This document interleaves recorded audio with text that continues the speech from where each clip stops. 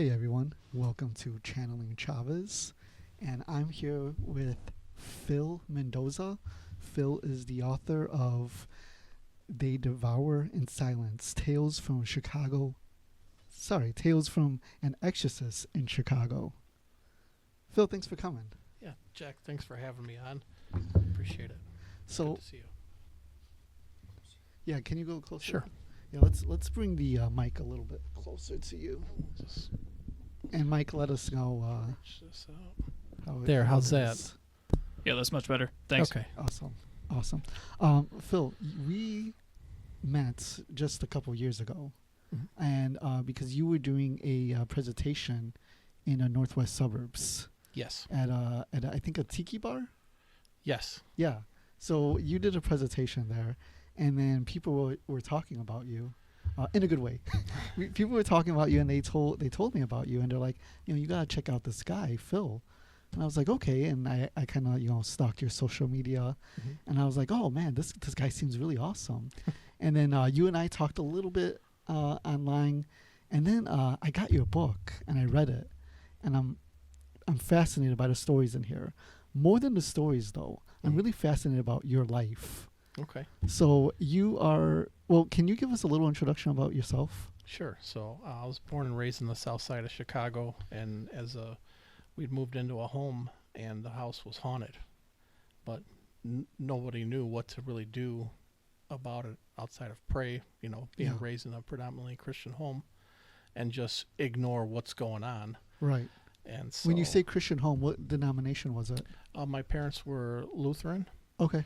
And so, we just tried to live our life and ignore the strange things that were taking place in the house. But as time passed by, the things got a little bit more aggressive, and that's when I started getting dragged out of bed at night and across the floor.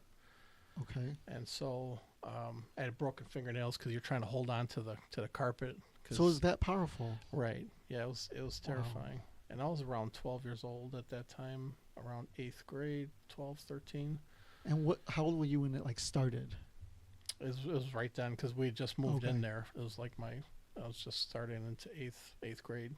Yeah. And so nothing like that had ever happened to me before. So I didn't know what to really do. And one night I was in bed, and I remember feeling like something was standing in the room watching me. And there was this man, and he was like in a Renaissance attire with the puffy shoulders and the tight fitted sleeved shirts and this big hat. And it was almost like a whitish blue color. And I'm like, the hell is this? What are you doing here? Sure. And he just stood there. He would not communicate. So I did what any kid would do. I pulled the covers up over my head. I was pinching myself. I'm like, is this really happening? Is this real? Yeah. And then he just vanished over time. And so the first opportunity I had to move out of the house, I was out. And so I'd gotten an apartment in Melrose Park with a friend of mine. I had to be around 18 at that point. Yeah. And I was dating somebody at that point in time. And, when it's your first apartment, you don't have much money. You've got mattresses stacked up on the actual ground and everything. And that's actually how I had my first apartment, to be honest. It was just all mattresses. Yeah. Mike, how's the audio? Oh, it's good. It's good? Phil, could you stay a little closer to your microphone, please? Sure. Yeah. Oh, Should we that's lower much the better. microphone a little bit? Yeah, if that would help. Okay. That helps him out. There, how's that? Oh, that sounds great. Okay. Yeah, thank you. Awesome. And so what happened was that the girl I was dating at the time spent the night, and I woke up to her crying hysterically, and I couldn't get her to talk. Like, what happened? What's going on? Did I hit you in my sleep? Did I say something? What's going on? Mm-hmm. And all she could say was, "He's here. He's here." And I'm like, "Who's here? Did someone hurt you? Like, what the hell's going on?" And she finally, I got her to calm down, and she said, I was sitting at the edge of the bed having a conversation with the closed door. And when she touched my shoulder and said, "Hey, you're talking in your sleep, just lay back down, come back to sleep," that's when the figure I saw in my house on the south side of Chicago stepped through the door. Wow. Okay. And she saw a full figure apparition that threw her into a total tailspin. Mm-hmm. And so I was really troubled by the fact that something was communicating with me. I don't know what it wants, how long it's been there. What does this mean? Where's this going? Right. And so, I reached out to every church and denomination that would give me the time of day, Sure. but nobody really knew what to do outside of pray on it. Yeah. And, the advice wasn't helpful because I felt trapped. Yeah. Well, let's go back a little bit though. Sure. So all this crazy stuff is happening when you're a kid. Mhm. You're over here being dragged out of your bed and stuff. What are your parents saying about this? My parents chalked it up to night terrors. That was the best excuse that they could come up with. Okay. You're going through that change of life and all that stuff. I'm like, no, you don't understand. Like, look at my fingernails. Like, Right. this isn't night terrors. There's something happening, and I like need help. Were they you know. experiencing anything? No, So it's just you. right. Do you have any siblings? I have 4 sisters and 2 brothers. How about them? Were they experiencing anything? Some oddities here and there, but it's typically when an entity or a group of entities comes into a space, they will target one person and start to chip at that person and break them down. And everyone else is like, I'm fine. I don't understand what you're talking about. Like, Yeah. maybe I hear some odd noise every now and again, Yeah. but nothing like that's happening. You're the lucky And one. so huh? you get Yeah. isolated, and then it becomes, they start getting into your head. So why do you think you were targeted by them then? It's a good question. Yeah, you don't know. I huh? still don't know the answer to that question to this day. But Well, it's probably because it led you to the life that you have now, right? I mean, Right. look how many people you help now. But I mean, we'll get to that in a second. But sure. when you decided to leave home, was it mainly because of the experiences you were having? Absolutely. Yes. How were your relationship with your parents? I mean, at that point in time, it was really, really good, and Okay. they wanted me, they just knew that I wanted to get out as a young man and start doing my own things and have my own place and not be under their roof. Yeah. And so they were kind of fine with that, It wasn't because we were fighting or anything. I'm just like, I can't stay in this house. You just This is had enough crazy. of it. Yeah. Yeah. Yeah. What other things were you experiencing in your home besides like nighttime visitations? Were there any daytime stuff? Was there any poltergeist activity? A lot of the activity took place at night. Sleep paralysis was common, which that's terrifying because you can experience everything, but you can't move, you can't talk, Right. you can't ask for help. You're just there. It's Mm. like being in a catatonic state while someone comes into your space and starts dragging you across the floor or whatever it is that you have going on. But I've been pinned down in the mattress, and that's There's that film Paranormal Activity, mhm. and there's that famous scene where she's being dragged out of bed. Mhm. Was that similar to what you experienced? Yeah. When you were being dragged around, did you see what was pulling you? No. No. So when you saw that figure with the hat, you're familiar with Hat Man, correct? Yes. Yeah, Oh, Hat yes. Man, for those that are not familiar, Hat Man is a ghostly being, and he usually comes, dressed in dark clothing, usually a trench coats, and usually like it could be either a cowboy hat, it could be a sombrero, it could be a flat hat, but he's usually seen, in some type of hat. So do you think that's what it seems like, right? Shadow man, shadow person. I've seen the reenactments and the discussions on Hat Man, but I've never seen the Renaissance version of it. Right. Could it be something different? It's a good question. Yeah. But this is what propelled me to start going down the rabbit hole into the occult and trying to learn more and understand what is really taking place in our reality outside of working and paying bills and going to school Right. and having a family. There's a whole lot of other things that are taking place. And my understanding of specifically of Hat Man is that, Hat Man is a not a recent phenomenon, but it's recently talked about. I think her name is Heidi Hollis. Wrote the first book on Hat Man a couple years ago, and then since then, people have been coming out with stories like that. But he's been cited for decades or millennia, actually. Okay, so now you're living on your own. Mhm. Your girlfriend, sees the same entity that you saw. What happens after that? I should say that you were led down this path, Mm. exploring various belief systems, Mhm. trying to find answers, and Yeah, I started buying books, and trying to read and understand as much as I could. And then right at around the age of 21, 22, I found a Wiccan group through the Theosophical Society in Wheaton, sure, Illinois. And I was able to get some formal training on how to protect yourself and how to claim your space. And it's really interesting because the individual with the hat, the Renaissance figure, he wasn't the one that was necessarily there. He wasn't there to harm me. hmm He was there as a kind of a guide.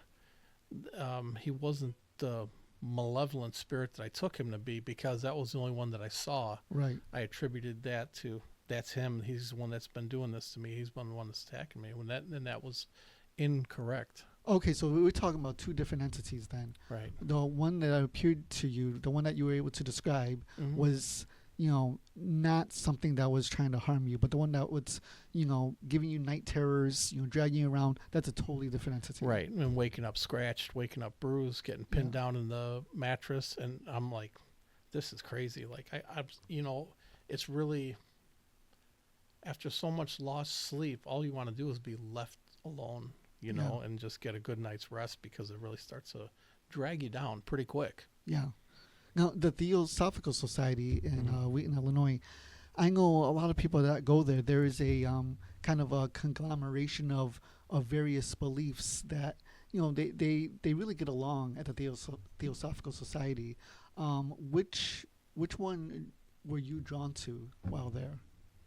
Well, the the Wiccan religion, I Okay. was drawn to that because I'm like, well, I might as well start here, and these guys seem, really helpful and interested in actually teaching me and showing me some things, and so that transition was really easy, but he still had that nagging internal thing. Oh my God, I'm going to burn in hell for talking to these people or Right. investigating some of these different things, even though I wasn't getting the help that I needed from the churches in my area, and sure as hell not when I was growing up. Sure. So you start finding your own ways and your own people that'll understand what you're going through Yeah. and that can guide you through the process, and then you have an opportunity to learn from. So that was great. When you were a kid, were you religious at all? I had gone to church with my parents. Yeah. I wouldn't say I was really, I was as being so young, church was kind of boring. Sure. You know what Yeah. I mean? And I didn't understand a lot of the stuff was way over my head at that point in time. So Yeah. I kind of would go and tag along with them, Yeah. but I wouldn't call myself a devout Christian. Okay. Yeah. But you find this coven, and they're helping you out. Mhm. You're getting some answers that you were looking for, Yes. and then and how do you go from that to becoming an exorcist? Oh, so the coven I was in lasted over a decade, and then a couple that was primed to the group, they decided to move off to Minnesota, and so everyone kind of disbanded then and went their own ways. And so I was kind of like, well, I was confused what to do next. I had a temple room, a small library of about 150 books, and I'm like, what am I going to do now?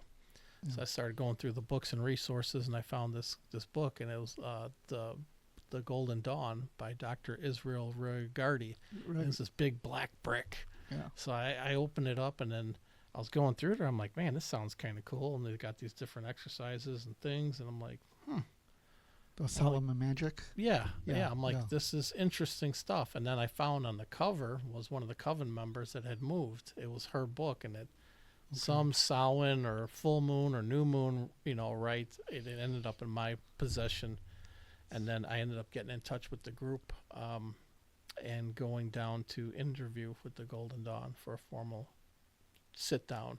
Was this Interview. in Chicagoland area?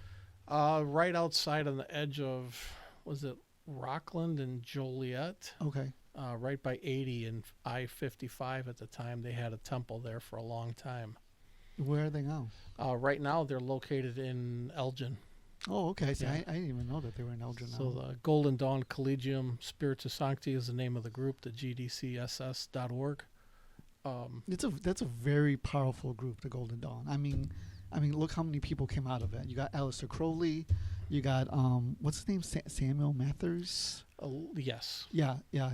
Samuel Mathers. The guy that did the Rider Waite deck. Yeah, there's been so many people that have come out of the order, and so how this happened was, it's really interesting. I just got started in the order. I was there maybe a year or 2 years, and a friend of mine, she called me and she goes, "Hey, I know I can talk about this stuff with you because you've explained your stories with me and you've been open and honest." I said, "Yeah." I said, "Well, what's going on?" She goes, "I'm starting to see shadow figures in my house, and I'm getting scared, and there's weird odors and sounds coming." And it didn't make any sense to me. I said, "Okay, so you and your mom have rented this place. You've been there for like 8 or 9 years, whatever, and you've never had any problems. So what's changed? Did you bring an antique home into the property?" I was trying to figure it out, and I was really, really new still at this point. And she goes, "Well, I want you to come by and do some prayers and see if you can bless the house." And I thought, the hell, how am I going to do this? I'd never done a formal blessing in this sense. So I went back to the Golden Dawn, and there was 2 adepts in the foyer talking, and they could see that I was troubled. And I said, "Hey, this is what's going on with this friend of mine. What do I do?"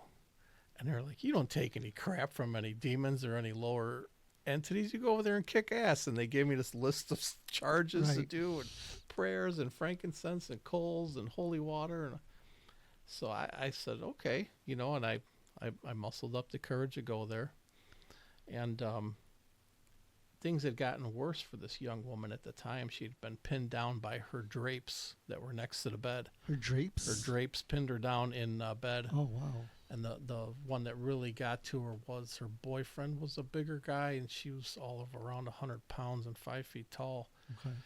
And she said something had a hold of him on the bed and was grabbing him and just turning this guy side by side. And his vision was she was on top of him. She's like, "I'm just trying to hold his head still so it wouldn't break his neck."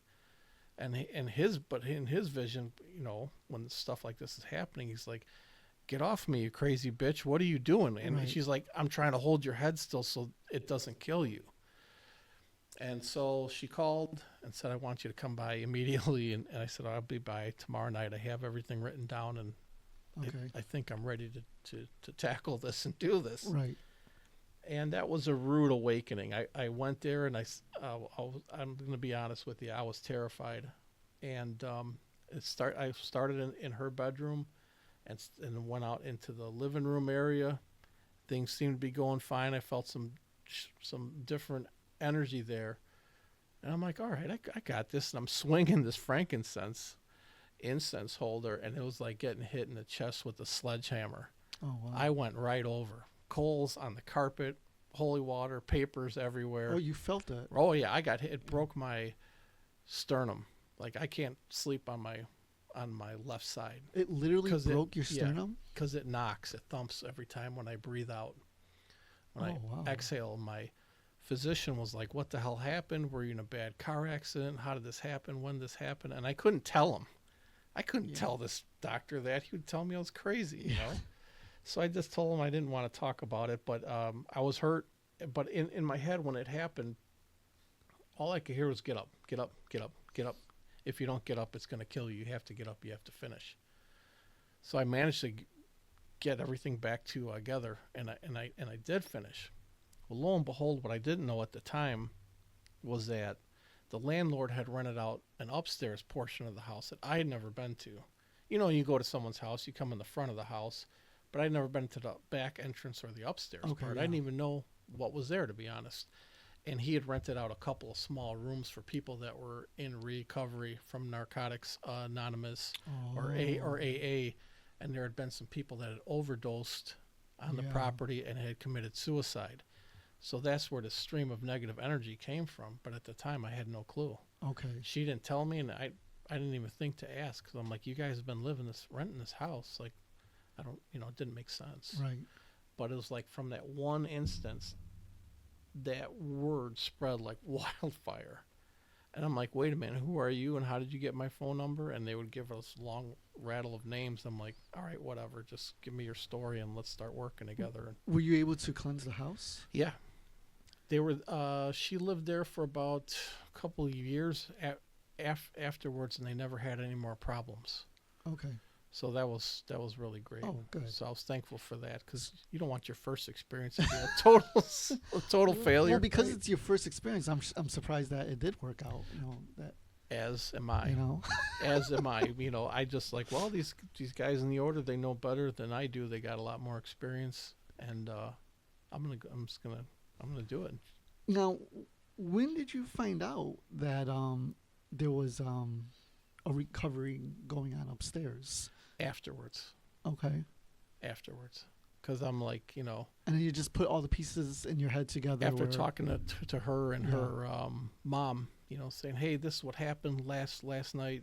What the hell's going on here? And then that's when I found out about the whole landlord situation and the small little corridors for rent upstairs. He would charge them by the evening or by the weekend or whatever it was. Yeah.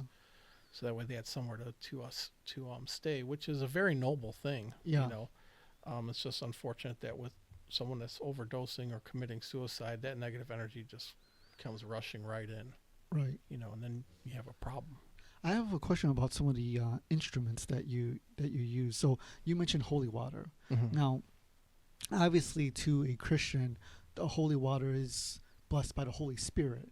So for a non-Christian, how is that water? What's blessing that water? So I still have good standing relationships with archangels that I utilize. Okay. And work with.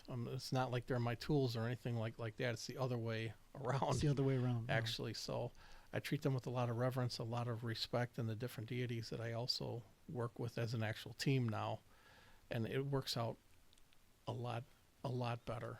Because at first it was just like it was trial and error. You didn't know, until it took time to get the system down to where I was comfortable in taking on a case on a different continent or even worse yet, cross culturally. Yeah. Like if you have a Native American spirit or an indigenous spirit, they're not going to respond to Yod Hey Vav Hey. They don't give a damn about Raphael or Gabriel. They're like, we're here first. This is our land. So now you need to be able to call in other forces that are on that level, because it's kind of like taking calculus and taking physics. And geometry. They're three different subject matters, and you just can't mash them all together. Oh, see, that's interesting. They're 'cause- separate sciences that work Right. alongside. They're parallel to one another. Right. Because one like an outsider would think like, oh well, if you have the power of this spirit on your side, then that should trump all the other lower spirits. But you're saying that's not how it works. It's not.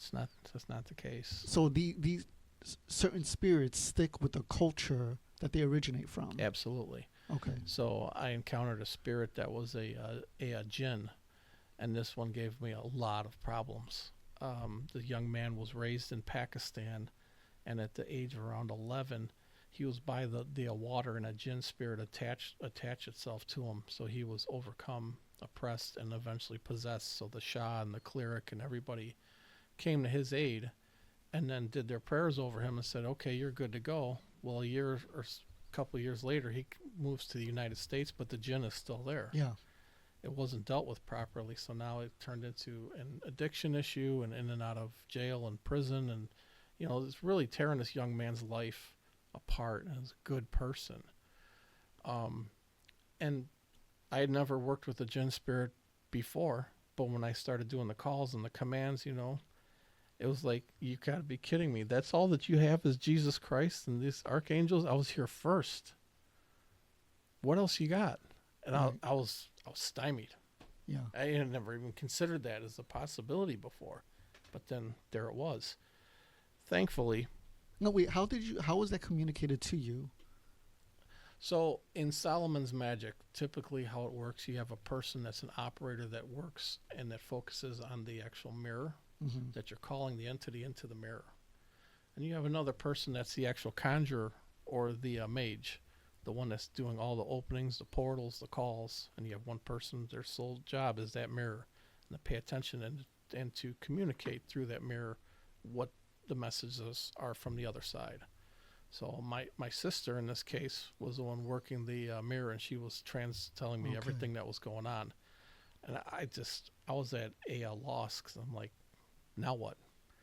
Thankfully, Kali, who I've worked with for a long time, I'm like, okay, how do you feel about this one? But they all work together in tandem. The archangels, Kali, and the different deities that were called, they all came together for this one purpose, to rid this negativity from this young man, and it worked out great.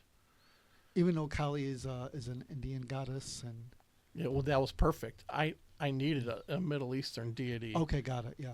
in my corner that could help. Okay. And then they were all able to pick the jinn apart. It was almost like 1,000 particles of light attacking something and just picking it apart until it was no more. Now, what's obviously you're the exorcist, but what was your role when that is taking place? Like, what are you doing while that's happening? I'm doing all the prayers and the chants, Okay, and the calls, and even now I work primarily by myself. My sister's gone on in her life and her own studies and her own things. Occasionally I can call her for help, which is still nice. That's awesome. But I do miss working with her, because when you're doing it by yourself, Yeah. you don't have someone to bounce ideas off of or taking other things into consideration. So it is helpful to have a partner to. Well, I'm sure to because do the also work. it's your sister, so there's that bond right there Yeah. too. So I'm sure you guys were a powerful force. Yeah, it was awesome. You have this story in your book, Mhm. that talks about you're wrestling with a possessed man. Mhm. What happened there? So I had received a call from a woman that her husband started acting really strange, and this is another bizarre instance because they had a large apartment, and apartments are tough because you can't seal the wall. You can seal the walls and spaces, but there are other walls and adjacent properties that are touching. Right. So you can isolate this spot for a limited amount of time before things start to seep through, because there's a lot of people dwelling above you. There's people living below you, on your right, on your left, right? And so he had started acting really, really strange and saying weird things and lashing out, and he became really, really negative. His case was interesting because I'd given him specific instructions that he did not want to follow them. Right. Yeah. When the entity showed itself to him, and he showed me the actual videos of us, there's like a ring of small orbs, and he's like, watch me spin them, like he was playing with a toy. I'm like, that's not a toy. Like, this, what are you doing? It's like, don't do that. Don't entice them. Don't try to call them out. Don't try to aggravate them or get them to do things to show themselves to you. I said, if you're going to provoke them, that's really dangerous. Yeah. From my remembering of that story, like he was playing with these invisible entities, and it started to morph his behavior. Yep. His attitude started to change, but he kept playing with these beings. It was like a weird addiction. Like, okay, he felt powerful in doing this, Yeah. and I couldn't get him to stop. Yeah. And so I was having pizza with my family, and it was like pajama pants. You know how it is when you got some small kids. Right. And then I get the call, and it's her, and she says, he's gone out of his mind. Like, I need you to come by, like, right now. And I grabbed my briefcase and my stuff and loaded up and went there to the house. And he's like, they want you to come upstairs. I want you to come upstairs. Come up upstairs with me. I said, no, I'm not going upstairs. I've already been upstairs. It's like every step you took on that staircase felt like it was harder and harder to breathe. Yeah. So I knew that that's where the stronghold was upstairs. That's not where I wanted to be. That's not where I was safe. Right. And so his wife kept telling me, stop, just listen. And I said, if you don't stop, I'm gonna leave. I'm out of here. You can fix this on your own. And so he finally relented, And so I started doing the actual banishings in the apartment. And then he starts shaking. And I'm watching this out of the corner of my eye. I'm like, you've got to be kidding me. And the next thing you know, he's just full out yelling. Like, I can't even understand what he was saying. And then it was a full out melee. Yeah. Me, thank God his wife was, she was a good sized, strong woman. Sure. And it was the three of us for the next 2 hours plus rolling around on the carpet trying to get him under control because Jack, I'd never say anything like it. There's multiple voices coming out of him at the same time. Yep. And it's creepy to hear it, right? I'm sure. I mean, when you think about it, it's an impossible concept. You can't say 5 different things at the same time with different voices. You can't do it. Yeah. And so I was like, oh my God. And I wasn't sure how things were going to turn out. And there was a point where I was on top of him to lo and behold, he was a Hapkido black belt. Oh, wow. So his wife was like, don't let his legs get away because he'll kick the shit out of us. Yeah. And I was like, you've got to be kidding me. This is all wrong. And I was on top of him just trying to pin him down. And she had his feet. And he's like, do you know why you're here? Do you know why you're here? And I'm like, at this point, I'm like, no. Go ahead and why don't you just tell me? Yeah. And they're like, because we knew that you'd come and now you're fucked. So they had like a 5-foot oak coffee table. It was huge. I mean, it was a big, heavy piece. He goes, you want to see how strong we are? I mean, just real cool like that. And he hooked, like they had like the big claw feet. They were like this. And it's giving me the willies. Me too. And he grabbed it with one hand and he picked it up off his back, flat. I mean, it was perfectly, no shaking, no moving. He just picked it up just like that. And I'm like, this is all wrong. And I wasn't sure if we were going to be able to even complete the work or even get out of it, Yeah. you know. And in the end, he was spitting in my face, and I got tired of it. So then I grabbed him by the throat and started choking him out with the holy water. And then that snapped him out of it. And all of a sudden, he's like, Phil, what are you doing on top of me? Get off of me. And I'm like, you just stay where you are. I've had enough of you for one night. Just And I'm like, Lori, she's like, it's.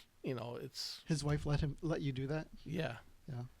Because I didn't know what else Because to do. there's nothing else to do, right? Yeah. I mean, I was waiting for the cops to come, which would have been the worst thing that could have happened, because then we would all been taking a ride. You know, you can't explain that to somebody. Did somebody call the police? No. Oh, okay. But since they had neighbors and they were in an apartment, I'm like, if they come, I don't even know what's going to happen. Yeah. And I'm glad it didn't happen. I thank God that I was able to snap him out of it and then did you perform remove? Yeah. Yeah, you removed it. Remove the entities that were attached to him. Okay. Yeah. So yeah, I thankful for that still to this day. There's a part in that story in your book where you talk about that, and it's pretty amazing that like you were at home, you were with your kids. You talked about how like you're such a busy person, you don't get so much time to spend like a great amount of time with your family, but somebody needed help, and you were like, okay, I'll be there. And I know it was reluctantly, but you did it. And sure. I think that's awesome. Thank you. Yeah, that's great. It's a commitment that when you take it, it's not like you can just stop and be like, I've done this for so long, I'm not going to do it anymore. Yeah. That's not even an option. How do you know when how do you differentiate between somebody that's just mentally ill or possessed? That's a great question. So people that are mentally ill, they won't be able to do supernatural feats, right? They won't be able to do supernatural feats. They won't be able to have multiple voices come out of them at the same time. Yeah. They won't be able to tell you what your father's middle name is while you're sitting there on top of them, and they won't know secret things that you have in your past. So it's an important thing. A part of, even though I'm not Christian, I do follow certain Christian methodology. It's really important to always confess whatever sins or things that you've had in your past or that you're going through or that still haunt you, and say, hey, this is my thing. I hope you can help me clear this up and absolve me of my sins and accept my forgiveness, because that entity or entities plural, they'll use everything that in and a mentally ill person, they won't be able to do that. Yeah. They don't have knowledge of your past or the future, or things that have happened.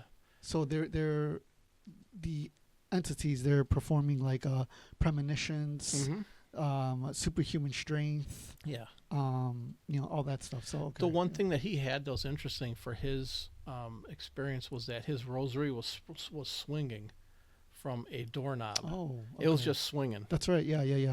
And that was I was like, holy crap when I saw it. Yeah. And then when I touched it, it was piping hot, like somebody had a Bic lighter on their hot. It burned my hand. Right. So I took the holy water and I doused it and I wrapped it, and I was able to deal with that later. But someone that's mentally ill, unfortunately, I have had quite a few people that they want attention. They're looking for someone to talk to. They're lonely. They feel that something has recognized them and that they're special. Yeah. And it's like it's pretty easy to see. And I also do divinations to weed those people out. Okay. Because sometimes they're so convinced of what their reality is. I said, it sounds all compelling, but now I need to go into a temple space, thoroughly banish, ask questions, do solid divinations, double, triple check, sometimes 3-4 times even, to make sure that you have the facts, because you also never want to operate outside of the divine principle. If someone, like, God forbid, that someone that gets seriously ill and they approach someone to help heal them, I got to ask, can I work with this person? Mm-hmm. Do I have the green light? And if they say no, I'm sorry, whatever you're going through, but it's not mine to trespass against, and I can't, because you get the boomerang effect. Sure. And you're going to get really hurt then. Yeah, so you need that permission. Oh, yeah, okay. Absolutely. That makes sense. That would be important, It's kind of like the idea of like inviting entities in your life, or inviting demons into your life, or the idea that, angels could only help you if you asked for help. I've heard that from a lot of mediums I know. The spoken word is something that's so strong. A lot of people don't realize that as soon as you start spouting extreme negativity, the antenna just goes right up. Yeah. And everything starts to take notice. Sure. And starts to surround what's going on here.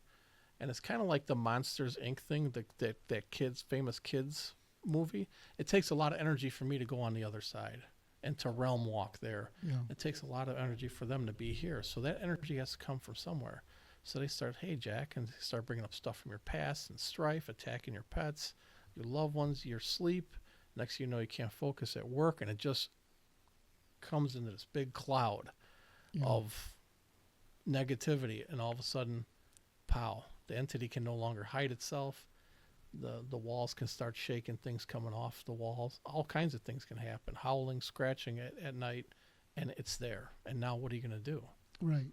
So I'm sure it takes a lot of energy from you to perform these things. Even the preparation, I'm sure it's pretty rigorous, like you talked about before. It's pretty rigorous. And then the performance is just a whole other task, Mike, how are we doing on time? This is a good question. Oh yeah, you're at 38 minutes. Okay, good. Earlier you mentioned what sounded like a series of steps for possession. I think you said influence, oppression, then possession. Mm-hmm. There's usually like an infestation where they start to come and they start to organize on your property or your home. And what's really trippy is they all talk, just like we all talk. Mm-hmm. So if you have a negative entity that's out there trying to break you down and you start falling back on your faith, they might ask other entities to help join them and cut them in on a piece of the action, so to speak. Okay, yeah. So it's a really wicked game. And unfortunately, it breaks up a lot of families because they say, hey, I told you this was happening. You said that you love me, you're my husband, wife, whatever, and you ridiculed me or mocked me or you didn't support me. We're done. Whether it's a child, a parent, and people go their own separate ways, because once that level of trust is broken, it's not something you can just easily fix. Right, yeah. How do, you do this kind of stuff like on a regular basis, correct? Mm-hmm. Yes. How does your family feel about what you do? I feel bad for my son and for my daughter, because they grew up in this, and oftentimes they can get scared, or sure, they have their own night terrors. How old are they right now? third year in college and first year in college. So Okay. they're getting older. Yeah. It's one of the blessings. But I sincerely do feel bad because a lot of times they've experienced some things that they shouldn't have to as kids. Right. You know, and I can't just take that back. No. But I mean, what you're doing is necessary, isn't it? Yes, it is. Okay. Yeah. It is. You come from a Lutheran home. How do your parents feel, or your siblings? My parents pretty much we don't have much of a relationship. Okay. Because everything's the Lord and Savior Jesus Christ, and I understand that some people they have to have that. That's your one and only for everything. Mm-hmm. But it's not the way for the rest of the world. There's great Muslim people out there. There's great Seventh-day Adventists and Christian Science and Mormons. There's all kinds of great people out there that are doing great things. And just because they don't believe in Jesus Christ or they have other ideas about things doesn't mean that they're crackpots either. Right. Yeah. So, but I have some sisters that support my work. I have a younger brother that's a minister, and that he's come to see some things for himself now. Oh, he's a minister. Oh, So wow. that's really that was really great to see him be like, hey, they are real. It's like, yeah, he'd gone to Africa on a Christian ministry, and Is he a Lutheran minister? you know what? I am not sure exactly what denomination he is. We had been estranged for many years, and we just started recently talking again the Okay. past couple of years. And he had gone to Africa, did some ministry work, and he said that there's this great African king, majestic, muscled, and that took him into the astral realm and says there's not only one way, there's a whole council of us that watch over the world, and we have different continents that we work under, different rules and different guidelines. Yeah. So I found that to be pretty interesting. So your brother Astral traveled with the chief. Correct. Okay. How did that take place? I don't know. Okay. Yeah, I mean that was a story that he had told me, and then I had talked to him a little bit about Elegua or Papa Legba Yeah. Yeah. and how awesome he was. So he had come to my house for the first time ever. And Elegua's got a station behind the front door. There's like a credenza. Yeah. So So- for those that don't know, Papa Legba is a voodoo deity. Am I correct? Correct. Yeah. Okay. And so he had seen some of the things that he had there, and he just kind of walked by. 'Cause I told him, you can look all you want in the house, just don't touch certain things. And so he had dinner and everything, and then he was going to leave the house, and he just stood there. And I'm like, hey, and he just put his hand up. I said, all right, I'm not sure what's going on with him, but I'll just mind my own business. Yeah. And so he gets home, and he calls me. So what's going on? He goes, I didn't tell you, but I had $1,000 Kish note from Kenya in my wallet, and I was standing there by that spot by your front door, and everything was telling me to leave it. And he goes, Wow. I didn't leave it. And I said, okay. And he goes, when can I come back to your house? And I thought this was really bizarre. I said, what's going on here? Yeah. Exactly. Because this And- is your Lutheran minister brother, correct? That's Yes. Okay. Wow. And okay. so, I guess that Legba had come to him bedside and said, I told you to leave the $1,000 Kish note, but now he's an avid chess player. He wanted, and he got a chess set while he's in Africa. Okay. And he goes, I want the king piece, the black king piece that's carved. You're going to bring that back to me also. So I was like, wow. I said, you can come by tomorrow and you can bring this stuff back. So he came back and he brought the things there, and he also left the Maasai. They gave him a Maasai warrior staff in Africa as an honorable thing, Okay. right? Yeah. And he left that there also. So he's like, all right, I like made my peace with it, and I'm good. And he's like, this is crazy that there's other things going out there, because you've been Right. wearing horse blinders your whole life, thinking there's just one way and one God for all this different occurrences throughout this universe. So your brother doing that is it was a peace offering, or he was making Yeah, an it was kind of a peace offering, because the next phone call I got from him was like a 2-3 weeks later, whatever it was, and he goes, "Hey, what's going on?" And they had that same kind of, and I said, "What's happening?" And he goes, "My chess pieces." And he goes, "You know the set that I got from Africa?" And I said, "Yeah." He goes, "They're kind of moving on their own." And I said, wow. "Okay." I said, "You know how to tune in, you know how to narrow down your focus and communicate and ask. Well, maybe you can see if Elegua, Papa Legba wants to play chess with you. Is this some kind of invitation?" Uh-huh. So he goes, "Okay, hold on." So he puts the phone down. And then he says, I asked Legba, "You know, is this what you wanted to play chess?" And he goes, "Are you willing to worship me now? Or are you willing to follow me?" And he got spooked, "With all due respect, I have my Lord and Savior Jesus Christ, and I can't do that." And he's like, Right. "That's fine then. Don't ever touch my chess set ever again." And so he's like, "I don't know what to do with it. I can't do anything with it now. It's his." I said, "Just leave it alone then." So he's managed to just leave it alone. So it's still at his house, and he's just going to leave it alone. Yeah. Why wouldn't he just want to give it to somebody? I don't think that he would be irresponsible for him to give a charged gift like that to somebody else with the repercussions and scare the daylights out of somebody else. So what I'm getting is, what I feel is that your family are they're empathic. They're very spiritual people. So it's not just you. I mean, you said you were working with your sister, so it's your sister, it's yourself, it's your brother. So you seem to come from a line of very spiritual people. Do you feel like your parents had that intuition in them as well? That's a really good question. I'm not sure if they believe that those things are possible for them to experience, or perhaps they just shut it out. Right, I would imagine. Because some people, they do have different experiences, and they're like, they don't ever want to talk about them again, because it's this, they have a hard time coming to terms with what that means. Right. Exactly. Yeah. And it is confusing. Believe me, I don't have all the answers. There's a lot of times I sit and meditate and write letters and burn them. I'll be like, how is this possible? Like, what does this mean in the end, And this is very challenging to understand.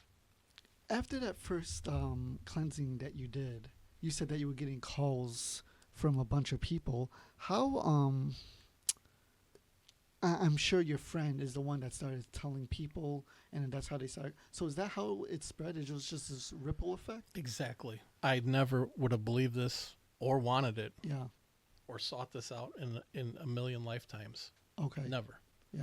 Because to be honest, it's always terrified me since I was a kid. Yeah. But I'm like, if I can defend myself and keep it away and like have my own space without all this stuff going on, then I'm going to follow Wicca or Muhammad or whoever I have to follow to get that solace in my home and in my own heart and soul.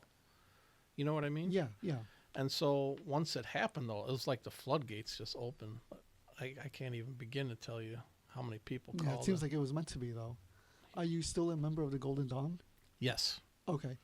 And so you feel like a lot of the cleansings that you do, is it coming from the Golden Dawn, or is it coming from that Wiccan coven that you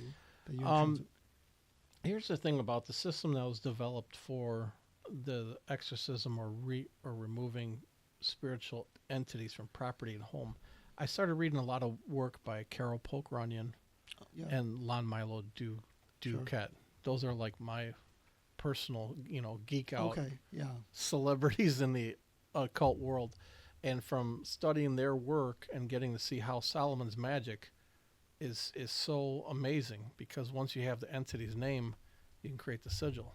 Once I have the name of the sigil, I can call you into the mirror, and then you can get banished from that point. It doesn't matter if I'm here and you're in Africa or Australia. It's the same rules of magic. You will get called, and you'll get summoned, and you'll get cleared out. And so that was a big turning point from practicing to really getting something that works consistently.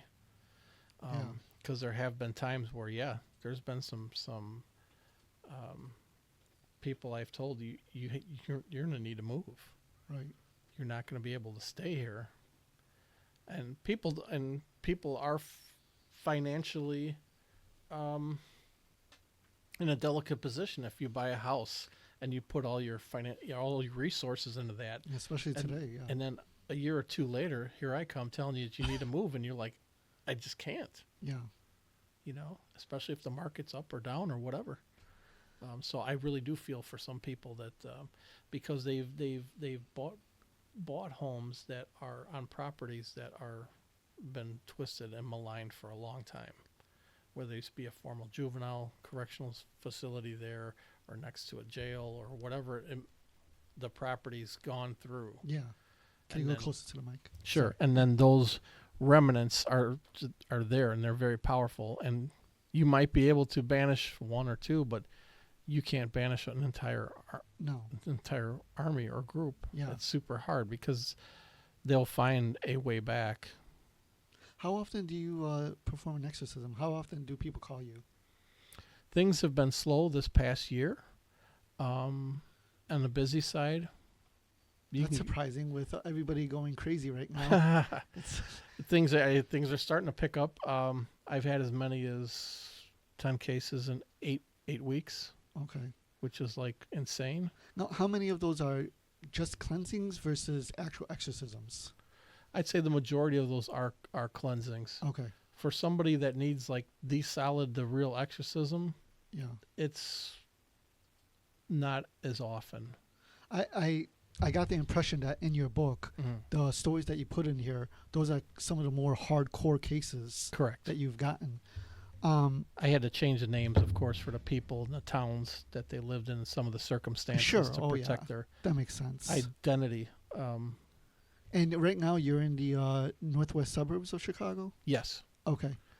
And how far do you usually go out? Again, I've taken cases come from England, Germany. Oh, right, yeah. So wherever the case is, I don't need to go there. I just need the information. Give me an address, something that I can do divinations and draw from and get information from the other side of what's there. And then with Solomon's magic, thankfully, you can do that. It doesn't matter what the distance is. You don't have to be there physically. What does Solomon's magic entail? So Solomon's magic is a specific, it's like a step-by-step process for removing negative entities. If you're familiar with the work called the Goetia. Sure, yeah. Those are like the 72 fallen. Mm-hmm. Those are super rare to come across a true demon that's never walked the face of the earth. That's really rare. You can have negative energies that a lot of people that live horrible lives, whether they've been abusive, alcoholics, whatever their situation is, they're horrible in death. And if they don't cross over, they're like stray dogs. You're walking down the street minding your own business. Next thing you know, something's chasing you, biting you, attacking you, right? So human souls can become demons. They can devolve. Okay, sure. Yep. That's really interesting, actually, because there's a couple other lesser-known writers that I know that have said the same thing, that they use that word devolve, that human spirits can devolve in the afterlife. Yes. If they don't want to let go of who they were in this life. Mm-hmm. An extreme example I would imagine would be like serial killers, right? Sure. And you know what's really terrifying about that is that the pictures of them as they were kids, they were happy. They were happy once. Yeah. And then monsters came, right? Things that don't even they endured so much abuse that they were psychologically broken, and then this is what happens. Yeah. Phil, just a couple more questions before I let you go. Sure. I've heard about the idea of when somebody is possessed, there is a change in their like a physical change to the structure of their face. Have you noticed that at all? Yes. Okay, so that's legit. That is an absolute fact. Sure. One of the examples that people often give is Ted Bundy. They use him as the serial killer Ted Bundy, and Jeffrey Dahmer. Mm-hmm. If you look at pictures of Jeffrey Dahmer, like it's like around the same time, but like there's like two different people that you're looking at. So you've come across that? Yes, it's Okay. it's actually scary to actually witness that, because you're like, wait a second, this person's whole face just totally shifted and like pulled itself back into place, like there's something grabbing it or making them look thinner Yeah. or pushing their face together to make it look tighter. And it's when you see it, it's like, what the hell's going on? What about their eyes? The eyes also change. That is popular. So that is a thing. Yes, that is That's a that good is question, Mike. that is How did they true change? thing. Did they change to like white? It's probably not like the movies. No, I'd it's imagine. it isn't so much like the actual movies, but there's a shape dynamic that changes. That's recognizable, and you're like, that shouldn't look square and long. That's not physically possible. Right. Okay. Right, and those are some of the also other hints that are out there when you're dealing with possessed people versus the mentally ill. But here's something for the listeners that are out there. For someone that's gone through this, the aftercare is important as me doing the work. Okay. I don't care what you believe in. If you do Zen Buddhism after, I leave.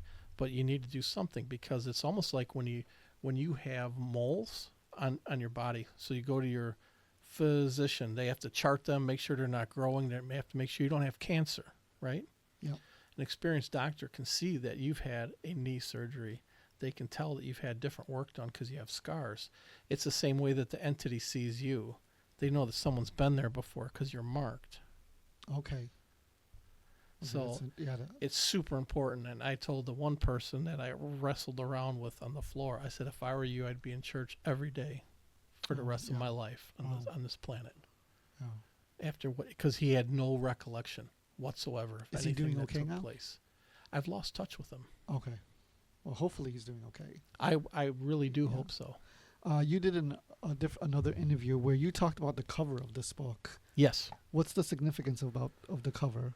So on the cover of the book, I received a phone call. A friend of mine was throwing a, what do they call that? Fantasy football league type of party. Yeah. And he always keeps close, tight family and friends, never any outsiders. And somebody came by from work unannounced and uninvited, but also brought a friend that they were with. Yeah. And this guy gave everybody the creeps. And he said, all of a sudden, my close family and friends, everyone's having a great time. People start arguing and swearing and getting upset and start leaving. And so his wife had taken a picture of like a snapshot on the garage. And this entity was standing there. And so when she saw the picture, she's like, what the hell is that? They called me. They explained what was happening. And she caused a lot of problems. The picture, I still have the picture on my phone. Yeah. You can see the actual strands of hair on her head. And you can see the vehicle. You can see through her to the vehicle that's behind her. Oh, wow. And so it was really funny when I was doing this book and I was trying to come up with a title that fit and the imagery that would go with it. And I went to take a nap. I wasn't feeling so hot. And I put my phone, I put it on the charger underneath the nightstand, not on the top shelf, just where you can reach in and grab it. And I hear this, I'm like, what the hell's that? And I sat up and it was like coming from there. So I grabbed my phone and it was racing through all the pictures. Oh, And it wow. stopped on her picture. And I'm like, really? This is what you want? I'm fine. You want to be on the cover? I don't give a damn. I'm going back to sleep. Leave me alone. I don't have time for this shit. You know what I mean? Yeah. So it was kind of comical, but it was really a creepy thing. Is yeah. Is there going to be another book? I have another 16 stories outlined. Okay. I don't know. It takes quite a considerable amount of time and resources to Sure. do it. I bet. I created this book for the fact I've given away way more copies than I've ever sold, just because I want to create awareness. Yeah. I'm not some superhero, right? I'm an average person I want to help somebody that's in trouble, because I know what that feels like when there's nobody coming Yeah. and you don't know what to do, and people have had their pets tortured. I missed getting in touch with a couple. I got the call too late, but they were experiencing all the stuff in the house, and they weren't sure who to talk to or who to trust or who was going to scam them, and they were scared that people were going to think that they were nuts. So they're just trying to get on with their daily lives, but they had one of those long-haired Dotson dogs, you know? Right. and the homeowner said that the dog was picked up and whipped down the wooden stairs and had broken bones Oh no. in its legs and in its back and in its shoulder, and they literally got their important paperwork and their little lockbox of important stuff and fled. They left everything behind. Yeah. So, and it's really sad that this is going on out there all over the world 24/7. The Vatican says they get over 600,000 calls per year for help. I'm surprised it's not more. That's insane. But yeah, that's right? So even if you were to take, yeah.